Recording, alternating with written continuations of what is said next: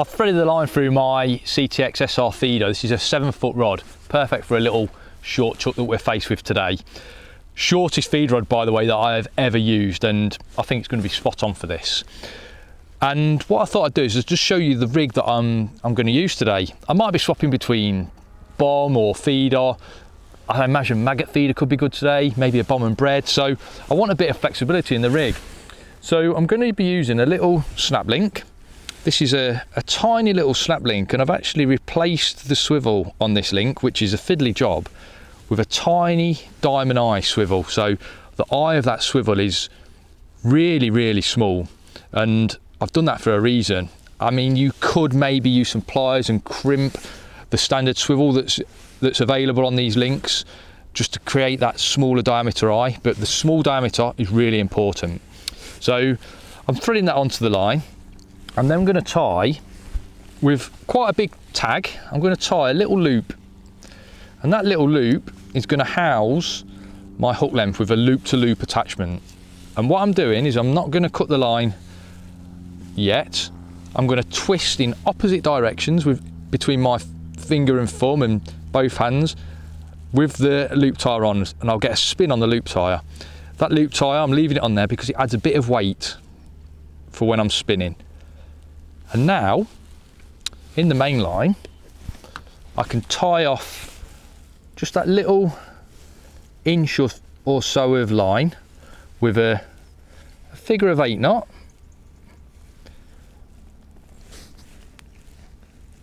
I'm going to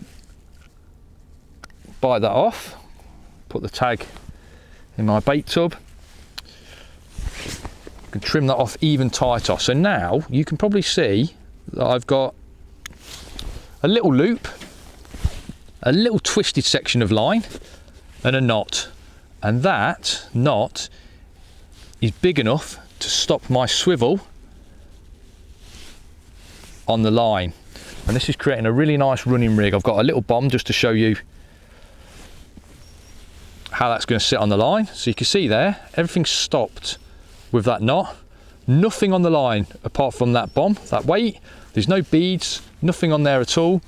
And to that little loop, I can add my hook length. We'll start on a bomb and bread. So I've tied up a little hook length. This is 8 inches in length. So we get a bit of a bolt effect. If we went too long, I don't think we'd get any sort of bolt effect at all, but I've loop to loop that hook length onto the line. There we go, really minimal, simple setup. And that twisted bit of line, you can see there, helps kick everything away. So tangle proof as well. Really nice, simple setup for your winter commercial fishery work. If there's one bait that I will not visit any commercial fishery without during the winter months, where allowed, bread is the best bait on a lot of places that I visit. So why is it so good? I think it's visual. I think the taste signals that bread sends out are superb, and it's pretty versatile. 2 or 3 discs on a hair rig, absolutely spot on for dobbing around on a straight lead approach, finding those fish on a freezing cold day, but also fishing as a hook bait when you're method feeder fishing, absolutely spot on. And also pole work, maybe a 6mm, 8mm, 10mm disc, dobbed around along a far bank of a snake lake will get you bites when all else fails. Just because the water is absolutely freezing, it doesn't mean those fish don't want any bait. I've got some tiny little feeders that help me get bites even when the water temperature is below 0. So I've got some tiny little maggot feeders, just feeding 5, 6, 7 maggots in a little feeder. That can help spur a bite.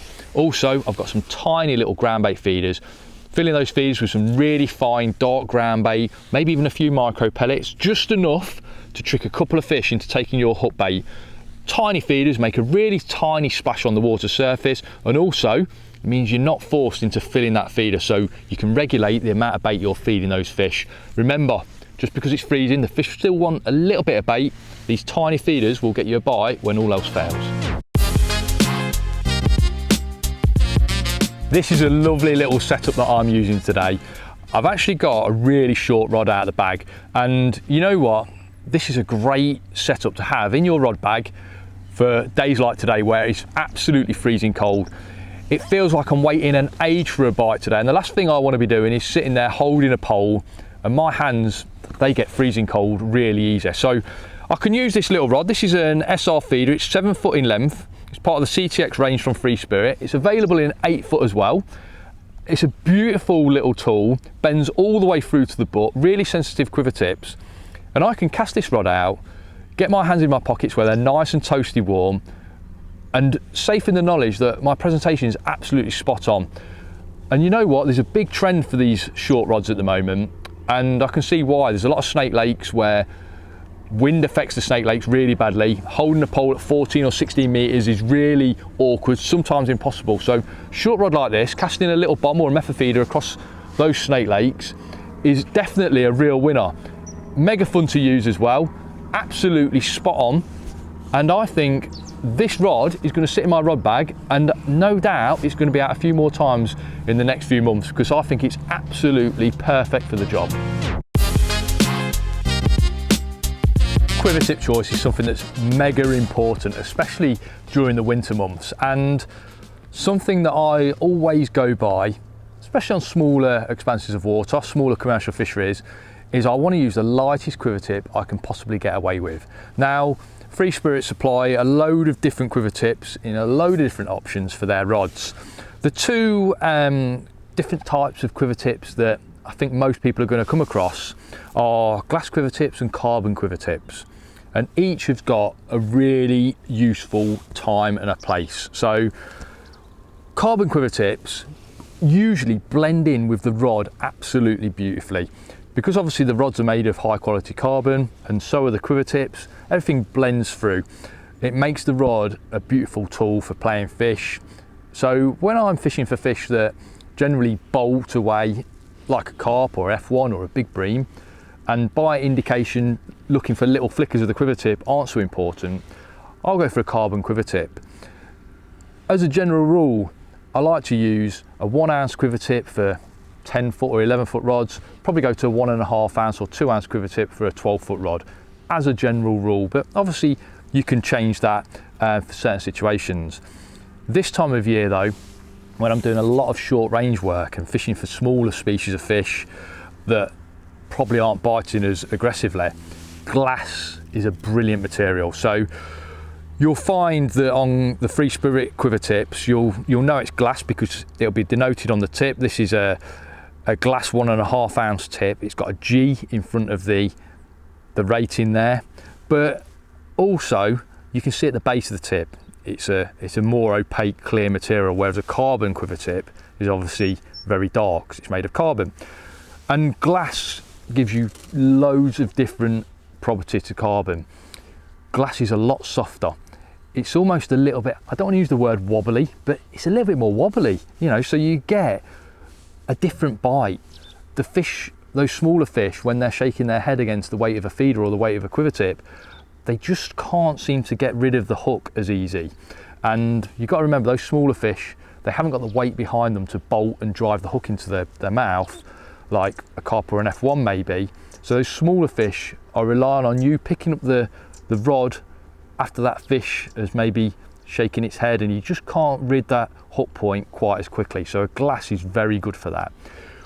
Glass quiver tips are always fantastic for spotting fish as well. So I'm on a fishery today where I'm casting around my swim trying to find a shoal of fish, and because glass is so sensitive, I'm getting a few little indications, little line bites that I can see on this glass quiver tip. I probably wouldn't see them on the stronger carbon quiver tip. So by using a glass quiver tip, I can find the fish as well as catch them. So for me, as a general rule, when the fishing becomes harder and everything's a little bit more short range, glass reigns supreme. Maybe in the summer months where we're catching big fish and bite indication isn't quite as important, carbon's the tip to go for.